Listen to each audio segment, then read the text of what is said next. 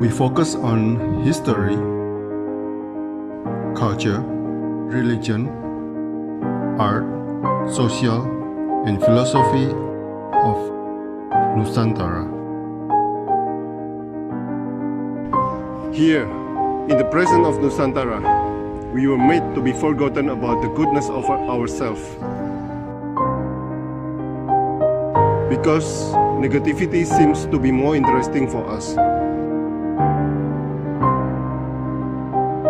Now, I'm Sutoyo Raharto and friends assist you to remind you, to awaken you that we still can find the gems of Nusantara. They are the great sights of Nusantara.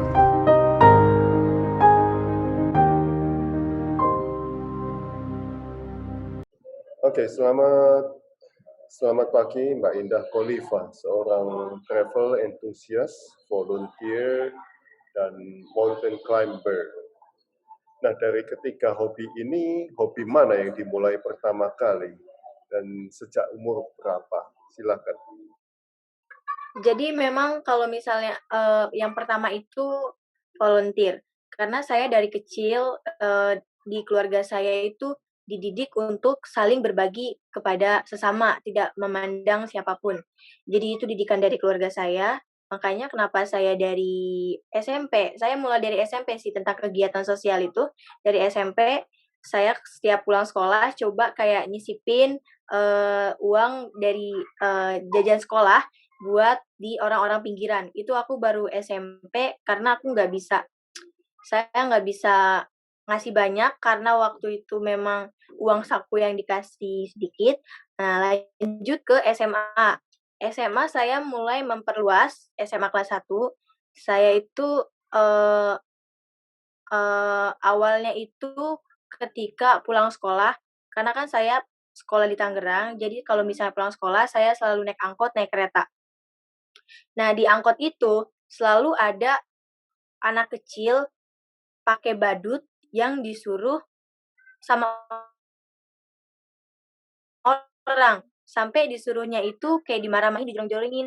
Di angkot itu, spontan aku nangis ngelihat si anak kecil itu. Nah, sejak kejadian itu, setiap pulang sekolah, aku selalu kayak ke tempat dia, nyisihin uang, terus seminggu sekali ngumpulin uang buat ngasih alat-alat tulis buat anak-anak kecil di situ yang disuruh sama orang yang lebih tua. Itu aku nggak tahu siapa orang tuanya atau memang dia siapa kakaknya atau siapa, karena aku nggak nanya-nanya jelas.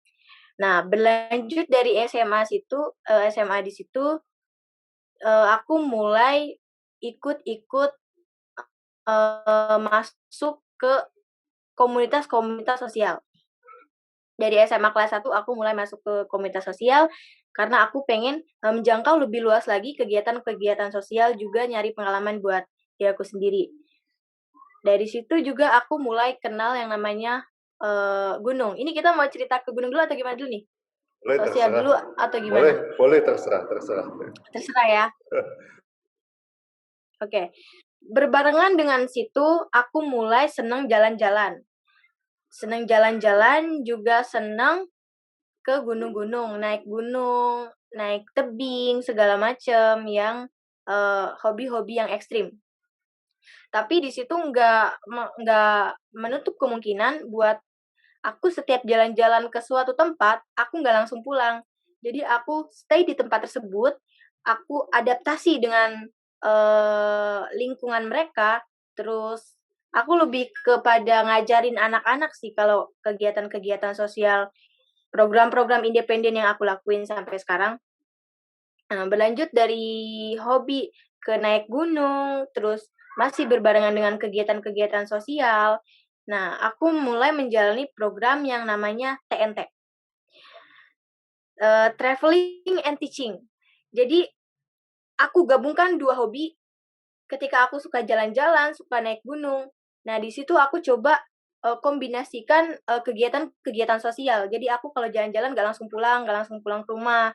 Aku selalu menetap antara seminggu atau 2 minggu di daerah tersebut. Nah, aku sering melakukan traveling and teaching ini ke beberapa daerah pelosok. Dan jangkauannya aku masih jangkauan Bogor ya, karena aku pengen melakukan kegiatan sosial yang di sekitar aku dulu. Nanti kalau misalnya sudah terjangkau semua, aku bisa keluar Bogor, Jakarta, atau segala macam. Nah, mulai dari situ, aku masuk ke pedesaan-pedesaan. Ada satu waktu SMA itu benar-benar waktu SMA kelas 2, aku coba beraniin diri buat ngajak temen untuk merencanakan pergi ke pedalaman SMA. Nekat sih sebenarnya, karena waktu itu masih SMA, uang juga belum cukup, akhirnya aku ngumpulin 1 bulan.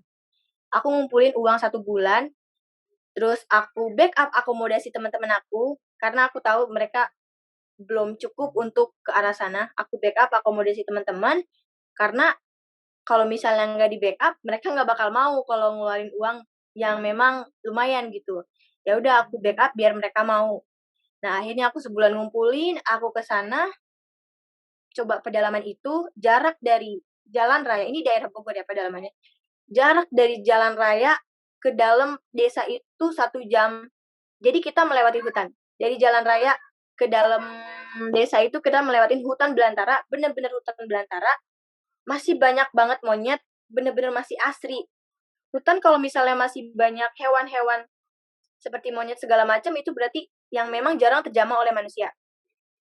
Perjalanan 1 jam dengan jalan kaki, karena kalau motor tuh nggak bakal bisa. Bisa aja sih, tapi harus pakai motor trail, karena kondisi trek yang nggak memungkinkan buat naik motor metik biasa. Akhirnya kita putusin buat waktu itu jalan kaki selama 1 jam. Kita kumpul sama teman-teman. Adapun persiapannya waktu itu aku beli itu alat tulis, buku bacaan, terus sama hadiah-hadiah buat nanti door prize segala macam. Iya, door prize. Ya, bungkus-bungkus kado. Sebelum berangkat kita bungkus-bungkus kado buat anak-anak di sana buat bikin games. Perjalanan kita 1 jam. Kekhawatiran itu pasti ada ya, karena kita kan nggak tahu sifat dari penduduk itu kayak gimana. Terus mereka welcome nggak sama kita yang pendatang, baru banget datang pertama kali. Nah, ya udah kita coba buat ngobrol sama pas nyampe sana, ngobrol sama ketua RT-nya. Ngobrol sama ketua RT-nya, terus yang lain perhatiin karakteristik pemuda-pemudanya, warganya, takutnya kita salah macem-macem, kan kalau misalnya pedalaman gitu bisa bisa dia langsung ngeluarin golok aja gitu kan. Tapi aku percaya sih, nggak bakal terjadi kenapa-kenapa sama aku sama teman-teman, karena kegiatan yang aku sama teman-teman ke sana itu bukan untuk yang negatif-negatif, untuk yang positif. Aku masih percaya itu. Lanjut ke sana akhirnya kita di-welcome banget sama mereka, sama ketua RT-nya juga. Mereka malah bersyukur gitu, ada kayak kita yang memperhatikan ke pedalaman kayak gini. Nah, lanjut dari situ, kita masuk ke muskat sekolah itu 1 jam. Bahkan yang mereka sekolah di sana pun kalau ulangan, mereka beda tempat. Jadi aku nggak paham. Jadi mereka tuh kayak numpang gedung gitu deh kayaknya, numpang gedung tapi kalau misalnya ujian-ujian nasional segala macam, nah itu lebih jauh lagi mereka buat, karakteristik orang-orangnya juga mereka jarang banget tersentuh sama kesehatan. Karena yang saya lihat kulit mereka kayak kayak bersisik kayak bentol-bentol, terus dari mata juga merah. Di situ aku lihat pas SMA ya, tapi aku belum bisa, ngelakuin sesuatu yang lebih besar lagi karena keterbatasan waktu, karena waktu sekolah, kedua juga uang. Terus dari waktu itu kita untuk dianjurkan ke musola, ngajarin anak-anak di musola, ya udah kita lanjut ke musola. Tapi pas kita ke musola juga, musolanya juga sama sekali tidak terurus. Jadi kita sebelum ngajar itu bersih-bersih dulu, pel dulu, nyapu dulu, segala macem. Sama sekali nggak keurus musola. Dan pas waktu itu saya ke situ bersama teman-teman, belum ada listrik sama sekali. Sinyal pun nggak ada. Loh, Listrik itu belum ada sama sekali. loh itu orang pedalaman mana itu? Ada di Bogor Barat, Kecamatan Tenjo. Tenjo dia. Orang Sunda ya? Sunda. sama sekali nggak ada listrik. Kita di situ ngejar waktu biar jam 4, jam 5 kita bisa pulang karena udah pasti gelap banget. Akhirnya di situ kita bersihin musola, terus lanjut kita ngajarin anak-anak, terus games-games segala macem. Nah, alangkah syoknya saya di situ. Ketika ngelihat kemampuan belajar mereka, ini yang bikin saya pengen balik lagi ke situ dan concern untuk pendidikan di kampung tersebut, di pedalaman tersebut. Skill mereka tuh dalam pengetahuan itu ketika mereka pas belajar waktu sama saya ya, mereka membedakan abjad huruf besar huruf kecil aja nggak bisa, itu kelas 6 SD. Jadi sama sekali tertinggal jauh oleh kita, oleh orang-orang yang di pinggiran kota gitu ya, sama sekali tertinggal jauh. Jadi kalau saya bisa artikan itu kemampuan kelas 6 SD di sana sama dengan kemampuan kelas 2 SD di pinggiran kota. Sangat memprihatinkan ya buat saya kondisi anak-anak yang seperti itu. Karena saya yakin kalau misalnya mereka itu orang-orang cerdas dan mereka membutuhkan ruang dan juga orang-orang yang tepat untuk mereka bisa berkembang. Nah, itu dia, ruang-ruang itu yang mereka butuhkan, orang-orang yang mereka butuhkan, orang-orang yang tepat, ruang-ruang yang tepat itu yang mereka butuhkan. Itu belum ada sampai sekarang. Nah, itu yang membuat saya untuk concern dari SMA, balik lagi ke sana, balik lagi ke sana. Saya waktu itu ke sana setahun ada 2 kali. Selama SMA saya ke sana 4 kali.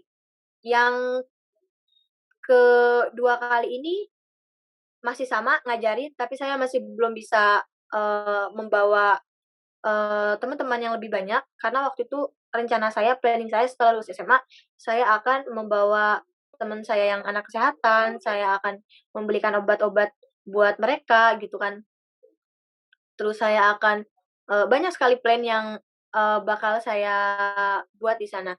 Nah, seiring berjalannya waktu, selama SMA itu masih dengan kegiatan seperti itu.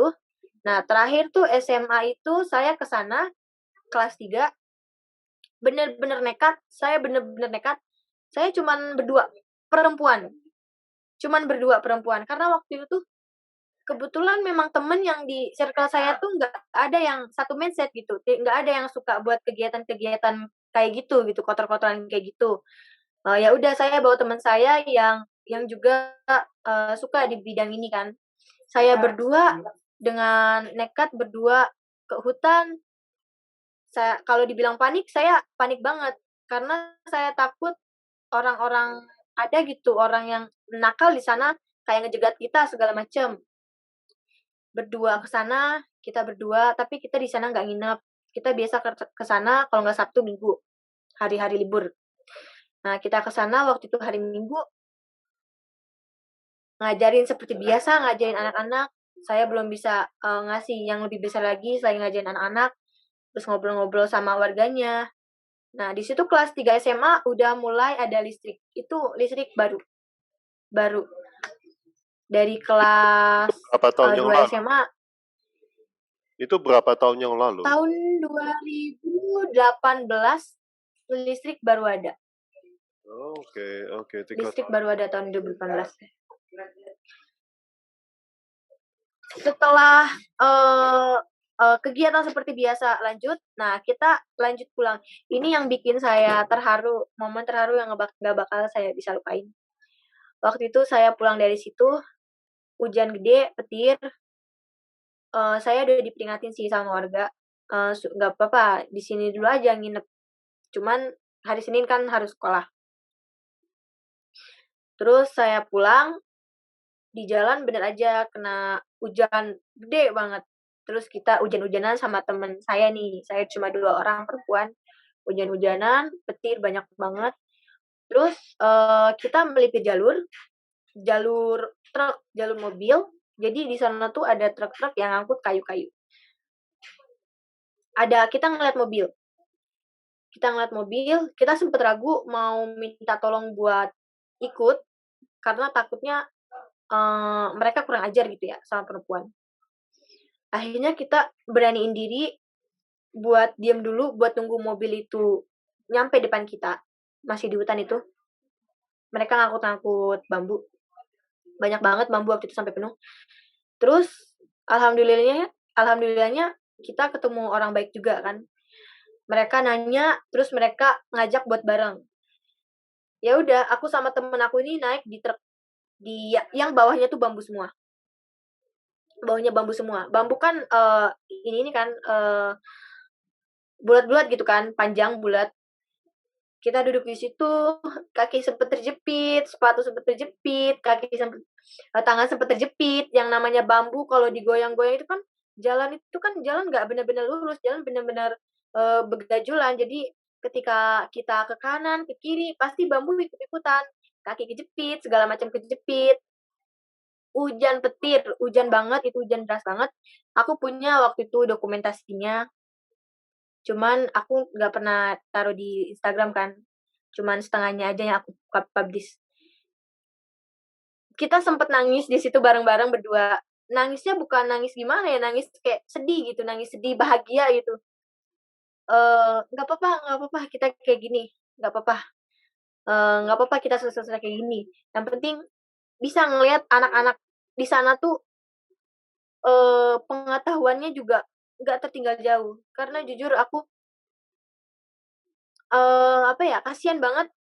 Itu yang buat aku untuk balik lagi ke sana karena mereka tertinggal jauh banget dari soal pendidikan, apalagi kesehatan. Mereka jarang banget tersentuh, nggak pernah tersentuh.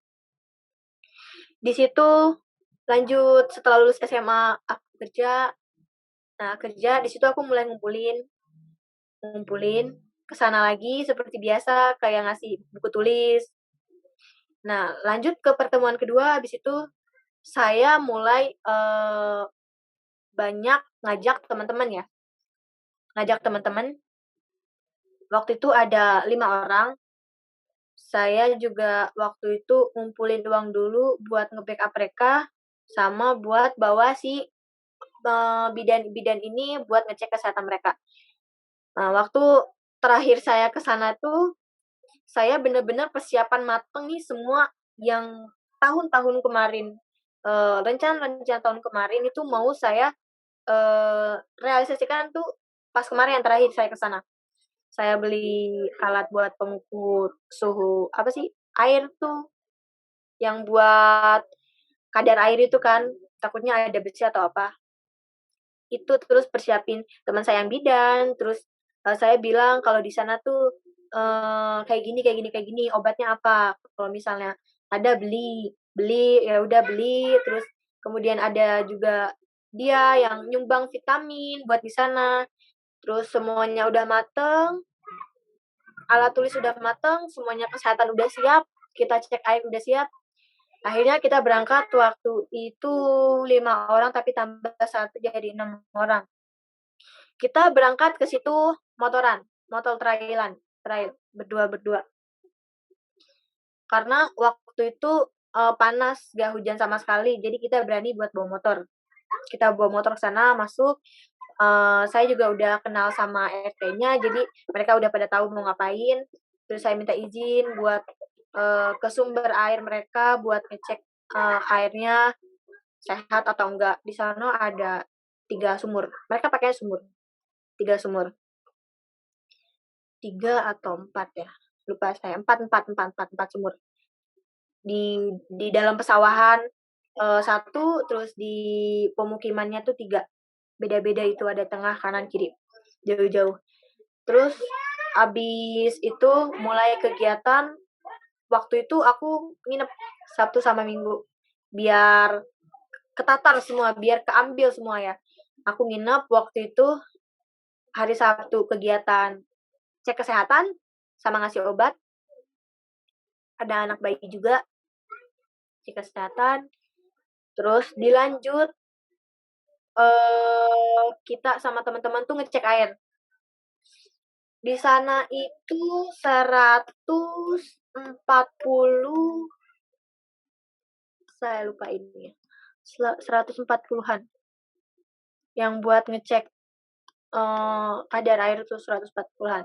Lumayan pekat sih, lumayan pekat. Nah, Semuanya rata-rata saya potong dulu. Awal-awalnya kalian ke sana apa nggak dicurigai mau ngapain gitu? enggak dicurigai, enggak dicurigai. Karena kan dari SMA aku udah tahu ke sana kan. Mereka taunya kayak eh anak-anak mahasiswa, ada anak-anak mahasiswa mau PKL, PKL. Oke, Padahal kita bukan PKL. Mereka nyangkanya kita PKL gitu. Cuman kan kita program buat khusus dan fokus di mereka kan waktu itu. Tapi ya udahlah, anggapan mereka juga nggak terlalu jelek-jelek banget. Ya udah, dari ngecek air itu hasilnya udah ada, terus dibilangin ke PRT kalau misalnya mau mandi, baiknya ini air masak dulu, jangan langsung dipakai mandi karena ngelihat kadar airnya yang pekat. Terus dari air itu lanjut ke kegiatan hari Minggu, itu mulai fokus kepada anak-anak. Aku waktu itu bawa 6 orang, jadi satu orang ini yang biasanya aku kesana 3 orang, 2 orang, satu orang ini megang 6 anak.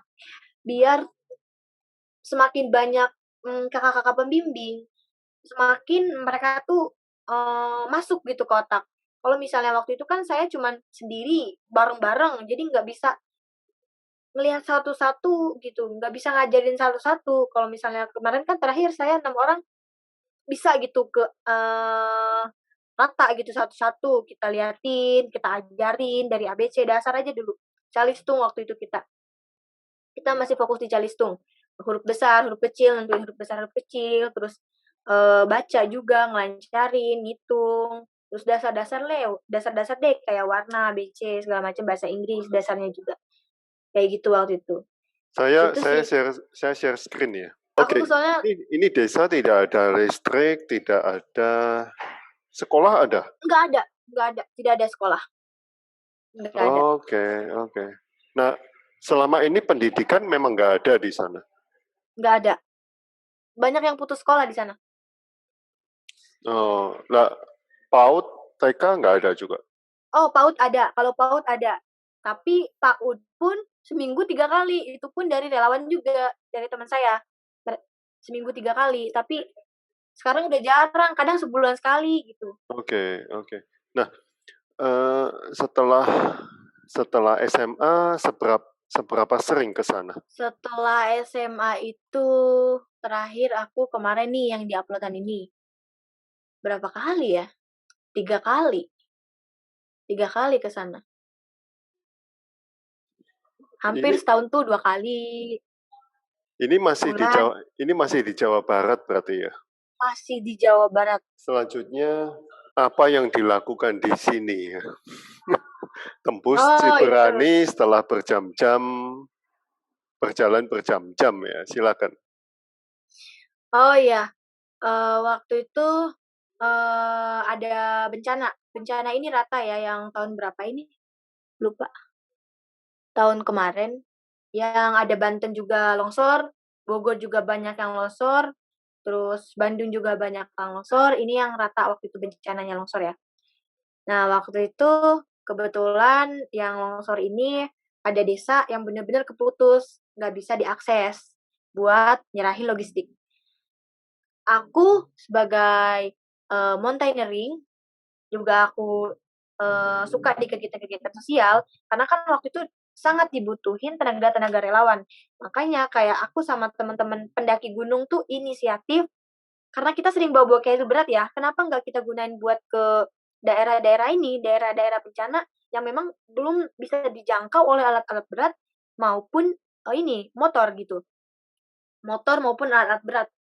Nah, ya udah kita di situ ngumpulin bikin flyer kayak gini flyernya, panggilan hati bara bagi para pendaki gunung. Biar mereka terpanggil semua. Ini semuanya di sini real semua pendaki gunung ada 100 orang pada bawa carrier semua. Di dalam carrier-nya ini juga logistik-logistik yang memang dari posko. Kita buat distribusiin ke pedalaman ini. Karena ini putus jembatannya, jadi kita ngelewatin sungai, ngelewatin tebing, naik, udah bener-bener kayak mendaki gunung lah. Nah, ya udah kayak, aku ya mau banget lah kalau kayak gini kan, apalagi skill aku bisa gitu kalau misalnya bawa keril gitu kan dengan, berat yang berapa kilo. Ya udah aku sama teman-teman, mulai ngerencanain, terus bikin, chapter 1, chapter 2, chapter 3, sampai ada chapter 10. Kita 10 kali, tapi beda tempat. Ada Cibrani, Cileksa, ada 3 tempat yang kita distribusiin. Kebetulan waktu itu aku sebulan stay di posko, karena waktu itu ada posko pendaki gunung, aku yang ngurus-ngurus logistiknya. 10 kali kita masuk ke pedalaman-pedalaman. Kayak ini contohnya Cileksa. Cileksa ini kan, kalau ini kan Cileksa, ini jembatannya putus, terus kita harus ngelewatin sungai ini. Ada sebenarnya yang lebih ekstrim, waktu itu kita bener-bener nyebrang sungai yang deres banget, sampai kita bikin pegangan webbing, tali webbing yang gede. Tali webbing di bawah, satu persatu keril di atas, kayak ada itu teman-teman saya sih yang buat tali temalinya. Keril tarik dari seberang ke ini, nah baru nanti dari kitanya itu nyebrang lewat sungai. Sungainya itu waktu itu deras banget. Itu yang nyebabin kayak banjir-banjir itu loh.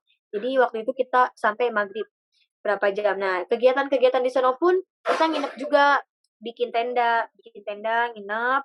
Terus seperti biasa, kegiatan-kegiatan games, terus healing buat anak-anak kecil terutama, karena aku ditugasinnya buat anak-anak kecil, ada orang lain yang buat healing buat warga-warganya gitu, ngajak ngobrol segala macam, adaptasi, gitu sih kegiatan-kegiatan Nah, selama waktu itu 1 bulan. Mbak Indah, siapa yang mengajari Anda untuk suka dengan hal-hal seperti ini? Orang Nggak tua ada atau bagaimana?